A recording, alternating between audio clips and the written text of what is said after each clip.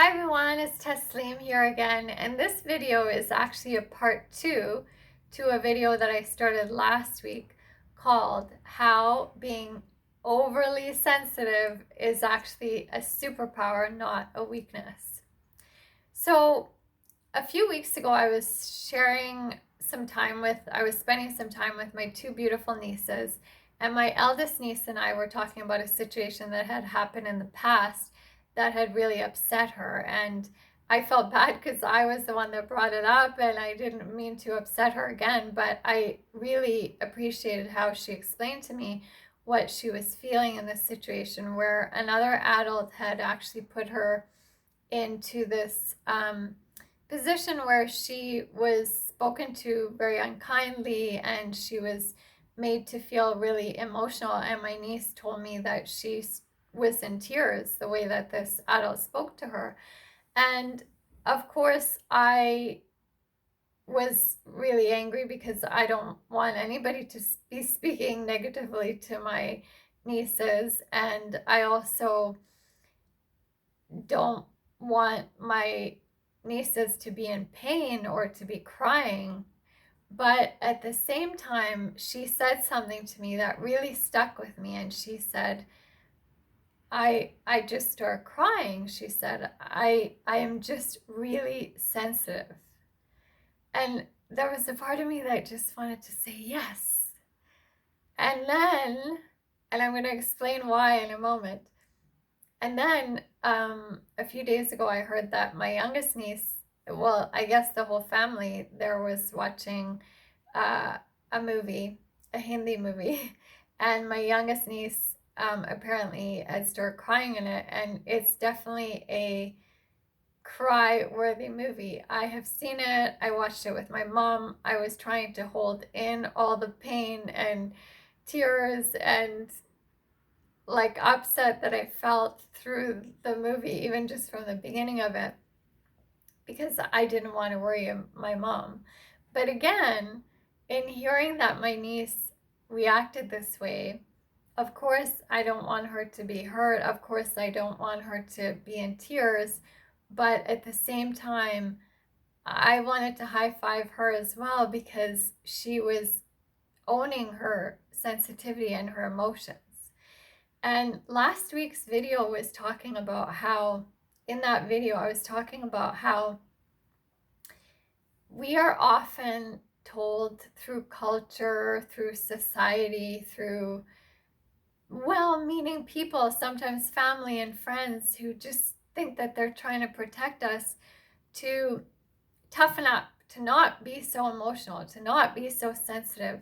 But the thing that they don't understand is that if you were to actually cut yourself off from those sensitivities, from those emotions, you can't actually be selective about it. Like you don't just shut off your ability to be sensitive to pain and hurt and tears and anger. You actually also cut yourself off then from bliss and excitement and enthusiasm and curiosity and joy. And I have seen both of my nieces just own their excitement and enthusiasm, and they sometimes carry so much joy and bliss in them that I just can't help but to want to be around them even more, because it's so contagious and it's like we all want to feel that, and it's something that we all want to be a part of. And the thing is that we all can.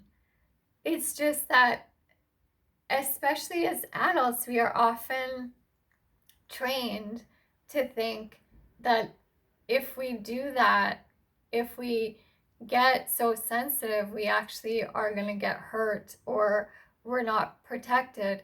But then we lose out on those amazing emotions. And when I watch my nieces laugh and play and have fun, I just think like owning the tears and releasing them and being sensitive and all of that is actually it's worth that excitement. It's worth it. It's like you you get to feel all the feelings, all the feels, all the emotions. And you also get to release them out of you, because that's part of being human. And in my video part 1, that's what I was talking about, is that it's actually a human it's a part of being human to feel these emotions. And actually, when we don't feel them or don't allow them in or don't release them, we actually can make ourselves not be protected. So well-meaning people, family, friends, culture, society can often sort of make us believe that by toughening up and not showing our emotions and not wearing your heart on your sleeve and all that kind of stuff, you actually won't get hurt, and people won't take advantage of you, and they'll know that they can't get to you. But the thing is, if they can't get to you, sometimes you're also shutting off your ability to get to yourself, your ability to tap into yourself, to tap into your own feelings of what is true and what is good and what is right, to tap into your intuition. And growing up, I didn't realize that I had thought that being sensitive and being connected to my emotions was actually making me too vulnerable and too susceptible to someone taking advantage of it. And I thought that I should be fearful of it. So I was pushing down my emotions. Even though I was still quite emotional, I was hiding even more of my emotions without even realizing it, or without other people realizing it. And I actually cut myself off from my intuition, to the point where I was not able to read situations and people very well. If I felt a little knowing that this person wasn't actually being honest with me, or if I felt a little feeling of this situation doesn't feel right for me, like I shouldn't go to that, or I shouldn't hang out with this person, I shoved it aside, because I was shoving aside all the painful feelings and all the, I was scared of feeling the other emotions. So I started shoving aside the, not only the good feeling, excitement, joy, and those kind of emotions, but I was also shoving aside the feelings in my body that were telling me where would be safe for me, what environment, what people would be good for me. And I actually made the whole scenario of, if anyone had kind of thought or worried about my safety because I was so sensitive, I actually made that situation come true. I made it come true that, oh yeah, people are taking advantage of me, and I must be overly sensitive. So I started shoving down the feelings even more. But what I didn't realize was that that wasn't the problem. The problem was that I was shoving down my emotions so much that I got distant from my own body, from my own body sensations, from listening to what my body wisdom and knowledge was telling me.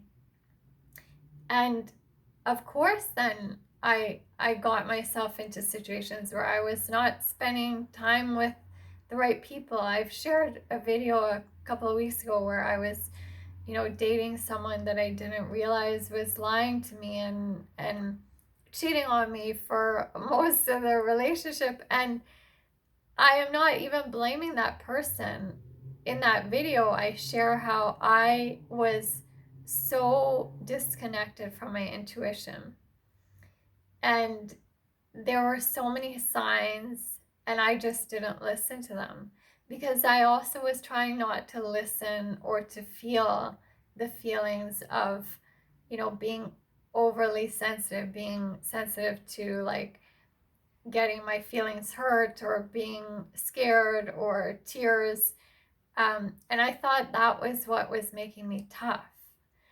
And it doesn't work that way. And actually, the people that are most highly sensitive can feel, sometimes even just from walking into a room, whether someone is being authentic, whether someone is telling the truth, whether someone is a safe person to be around.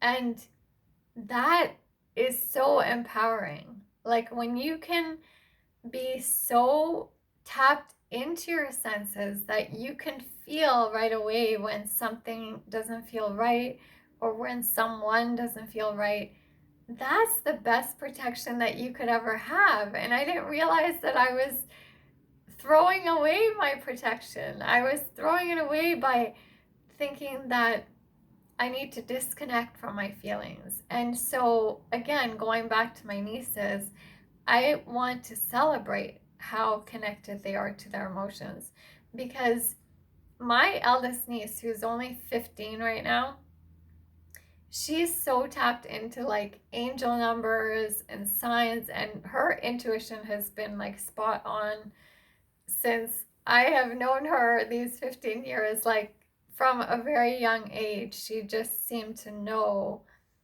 when something wasn't feeling right for her. She knew how to just say that it didn't feel good for her.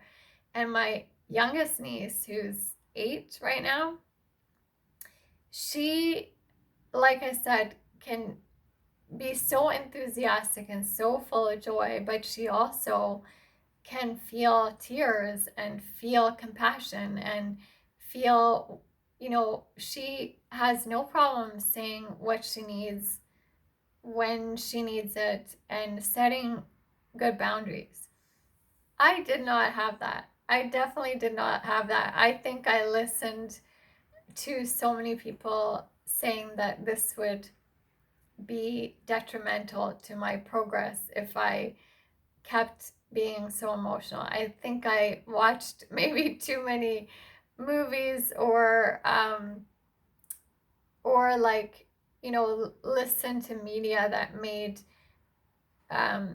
being tough and not connecting to your feelings, like that made it sound like that's the real empowering self, but it wasn't the case and it wasn't true.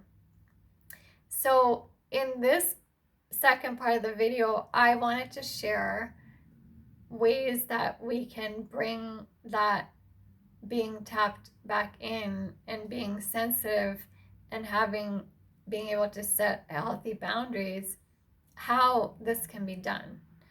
And one of the ways for me, and I think one of the best ways for anyone to do that, is to get back into your body.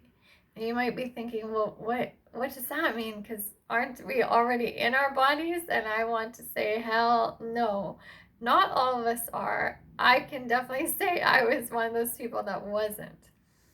And there are things that can take you out of your body. And I don't mean out of body experience. I just mean there are things that can disconnect us from our body wisdom. Sometimes it is just shoving down your emotions and deciding that because the emotions live in our body, that they're too much for me to feel, and so I'm going to pretend they're not there. So you disconnect from that part of your body.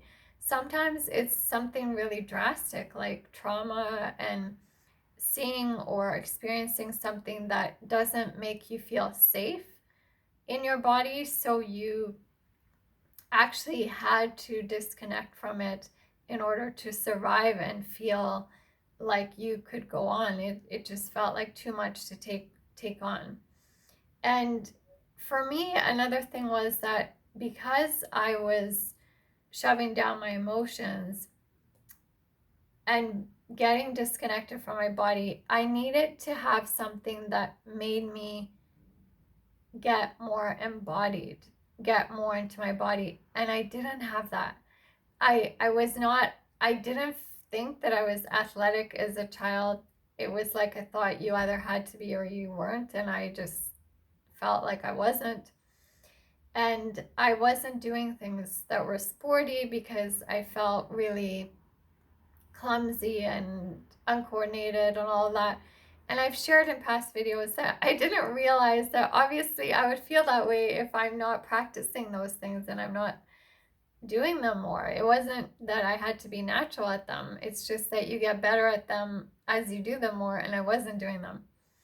And it wasn't until I met dance that I started getting back into my body.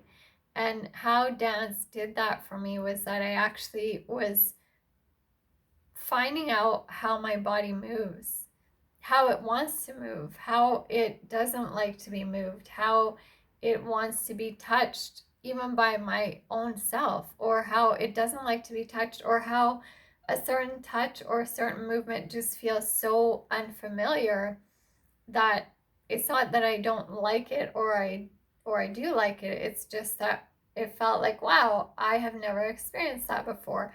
And it made me curious, and it made me start delving into, like, what does it feel like to move my leg in this position? Or what does it feel like to stretch my arm out in that angle? Or how does it feel to do this wave in a dance compared to a sharp cutting like move that is more abrupt? And it was amazing that I could experience different dances to experience different feelings, which also got me to experience my body in so many different ways and bring me back into my body.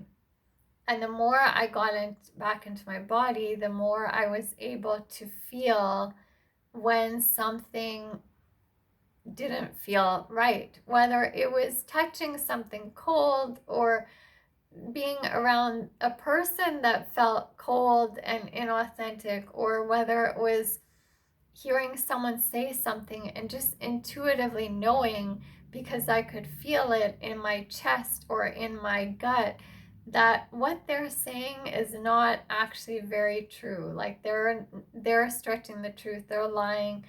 And even in situations where I could tell that that was not a safe place or a safe person for me to be around.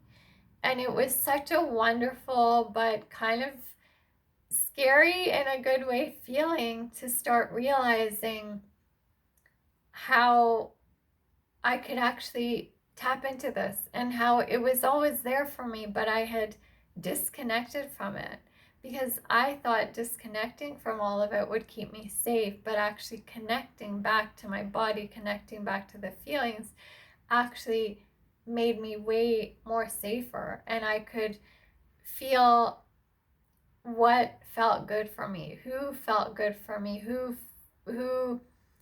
made me feel like this was a great environment for me to be around, and the places where I knew I needed to walk away, and that was the best thing for me. And I want this for my nieces. I love that they are already doing this right now.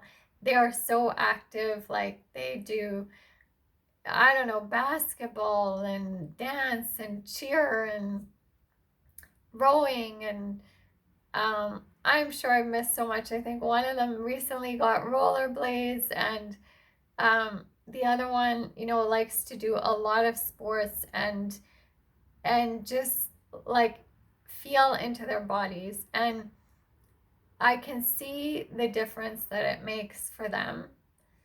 And it inspires me to remind me to keep owning my emotions, to realize that being sensitive actually can bring me lots of ability, lots of power to manifest things. Because when you are trying to manifest something, there are some people that they just seem really lucky, or they just win things, or they get the free parking spots, or they end up doing things that seem to come so easy for them.